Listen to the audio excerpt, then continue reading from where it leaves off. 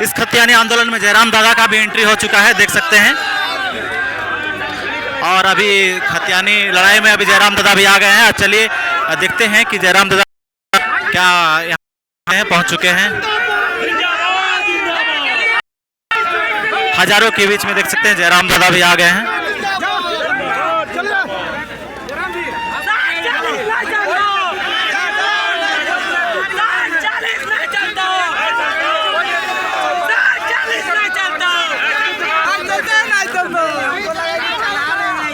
जयराम दादा भी आ गए हैं इस लड़ाई में, देख सकते हैं।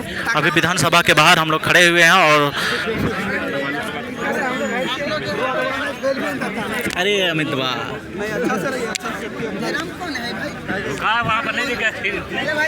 जा रहा है यार, हम लोग कहाँ है? जयराम को तब नहीं जानते हो भाई।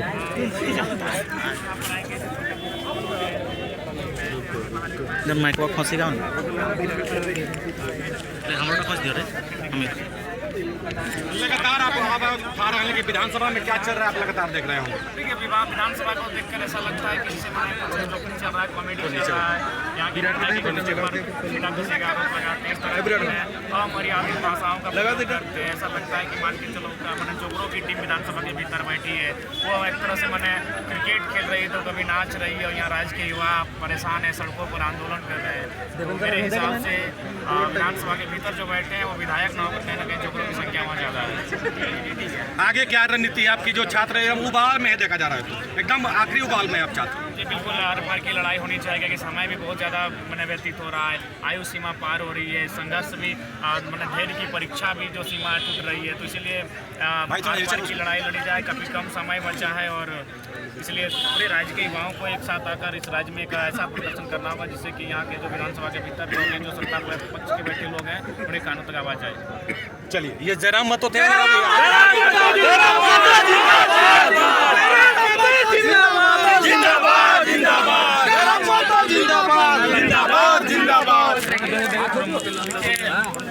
कोई भी राज्य का जब गठन होता है तो उसमें युवाओं को प्राथमिकता दी जाती है। युवाओं का मतलब है नियोजन से उनको जोड़ने का अवसर के लिए नियोजन पॉलिसी बनती है। और हमारे जो राज्य में नियोजन पॉलिसी जो सरकार लेकर आई है 60-40, यानी 60 जो झारखंड के लिए होगा और 40 जो ओपन टू ऑल होगा, यह झारखंड राज्य के लिए अहितकारी है। और इसके लिए आज प्रोटेस्ट का आह्वान किया गया था विभिन्न छात्र संगठनों के द्वारा, उसी के समर्थन में हम लोग आए। हम भी काफ़ी दूर से झारग्राम से चलते हुए यहाँ तक आए हैं, अस्वस्थ लेकिन उसके बावजूद आए हैं। तो चूँकि हम लोग हमेशा छात्रों के साथ रहें, छात्रों के बीच रहें, हम लोग स्वयं एक छात्र हैं तो छात्रों की पीड़ा का अनुभव करते हैं। इससे क्या होगा कि हम जो पिछले बार की तुलना में, पिछले बार भी इसी तरह हुआ था, मैक्सिमम जो ओपन कोटा था उसमें अन्य राज्यों के अभ्यर्थी आए थे। इसी बार देख सकते हैं 15 नवंबर 2022 को जो इंजीनियर्स की बहाली क्लियर हुई, इसमें 93% ओपन टू ऑल के कोटा से अन्य राज्यों के अभ्यर्थियों का यहाँ सिलेक्शन हुआ।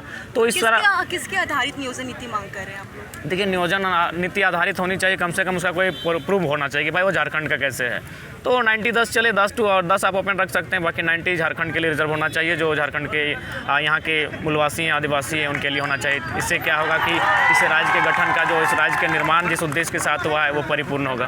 दादा 20 तारीख को आलमगीर आलम से बातचीत हुई, उसके बाद तुरंत 23 तारीख को इतना जल्दी आंदोलन फिर से उग्र करना पड़ रहा है। हाँ देखिए, चूँकि हमारे जो साथी थे रांची पर जिन्होंने इस आंदोलन का आह्वान किया, तो उन्होंने वार्ता कही और शायद जो वार्ता कही थी उसके अनुरूप कार्य नहीं हुआ, और उसी कारण आज काफ़ी जल्दबाजी में इस आंदोलन की रूपरेखा इन्होंने तैयार की। हम लोग भी काफ़ी बंगाल के उड़ीसा बॉर्डर से चलकर यहाँ तक आए हैं समर्थन के लिए। तो आगे की रणनीति क्या होगी दादा? देखिए, आगे की रणनीति, पूरे राज्य के युवा पढ़े लिखे युवा हैं, जानकार हैं, बहुत अच्छा स्टडी इन्होंने अध्ययन किया है, बाकी पॉलिसियों को लेकर अन्य राज्यों में क्या है वो अपना एक रणनीति तैयार करेंगे, उनके साथ हम लोग हैं। दादा अभी एगो 660 वैकेंसी आया उसमें भारत के नागरिक का कर दिया गया, तो उसमें देखिए भारत का नागरिक नहीं चलेगा। हम भारत के नागरिक को ठिका क्यों लेके रखे हैं? भारत का नागरिक नहीं चलेगा। झारखंड की वैकेंसी है, झारखंड का निवासी होना चाहिए। भारत के लोगों का हमने ठिका नहीं लिया। भारत बाकी सभी राज्यों की नियोजन पॉलिसी है, किसी भी राज्य की नियोजन पॉलिसी में अन्य राज्यों के अभ्यर्थियों को बहुत कम चांसेस मिलता है, बैरियर रहता है। तो हमारे पास बैरियर नहीं है। हमारे नियोजन को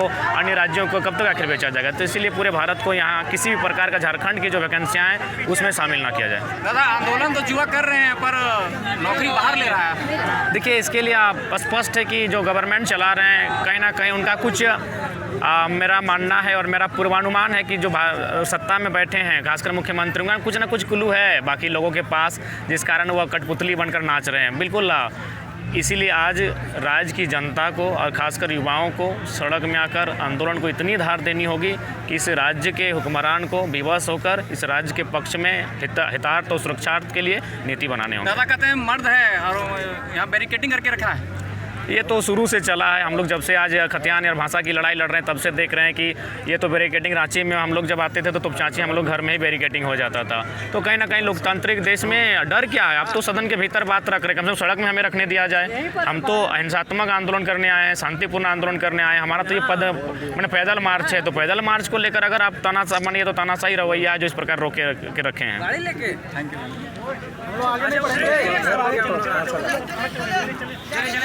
ये जो नियोजन नीति की मांग कर रहे हैं, क्या करेंगे? और जिस तरीके से देखा जाए प्रशासन भी काफी संख्या में तैनात है, अपनी तरफ से पूरी तैयारी कर दी, बैरिकेडिंग लगाई हुई, कैसे अब अपनी मांग करेंगे? अब देखिए, अब जब हमें इस प्रकार रोका जा रहा है लोकतांत्रिक देश में, तो हम तमाम मीडिया बंधुओं के माध्यम से, मीडिया बहनियों के माध्यम से, लोकतंत्र के चौथे स्तंभ के माध्यम से बाकी लोगों तक ये संदेश जाए कि किस प्रकार आज जो नियोजन नीति बनकर आई है, आखिर उसमें छात्र अगर आक्रोशित हैं तो उसका कारण क्या है, और अगर ये पॉलिसी इस राज्य में अगर आती है तो फिर इससे क्या नुकसान होगा राज्य के युवाओं के साथ।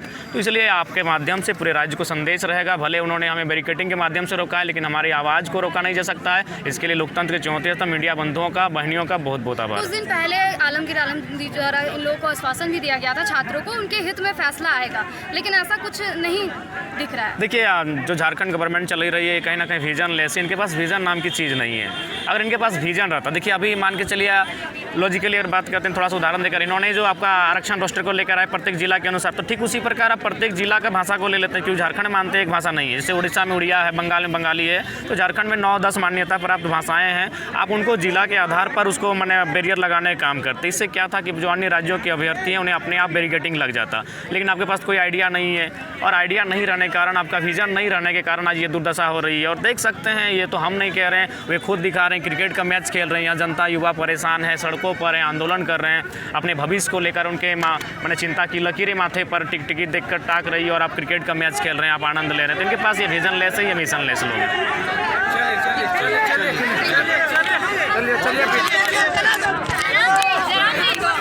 हाँ।